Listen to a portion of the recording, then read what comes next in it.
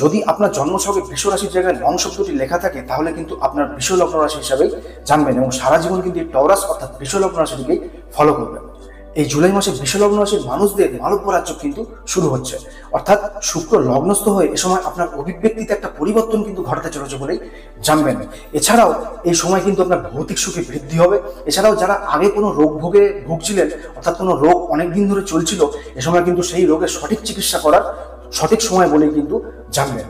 যারা নতুন সম্পর্কে আসতে চাইছিলেন তাদের জন্য এই জুলাই মাসে শুভ পরিণাম কিন্তু আসতেই দেখা যাবে, অর্থাৎ এই সময় লাভ অ্যাফেয়ার্স কিন্তু আপনাদের জন্য শুভ ফলের একটা আগমন আনবে বলেই জানবেন। এছাড়াও লাভপতি গুরু বৃহস্পতি অর্থাৎ একাদশপতি ফুলফিলমেন্ট অফ ডিজায়ারের অধিপতি গুরু বৃহস্পতি আপনার ধনস্থানে থাকায় এ সময় কিন্তু ধনলাভে বৃদ্ধির সুযোগ আপনি পাবেন বলে জানবেন। যারা শুক্র গ্রহ সম্পর্কিত কোনো ব্যবসা করে থাকেন কিংবা এই ধরনের কোনো কাজে জুড়ে থাকেন, অর্থাৎ ফ্যাশন, জুয়েলারি, কসমেটিক, গান গাওয়া, অভিনয়, প্লাস্টিক বা কোনো চমকপ্রদ বস্তুর আপনারা কাজ করে থাকেন, তাহলে কিন্তু তাদের ক্ষেত্রে এই সময় সফলতা আসতে দেখা যাবে এবং হঠাৎ করে একটা উন্নতি কিন্তু আসবে বলে জানবেন।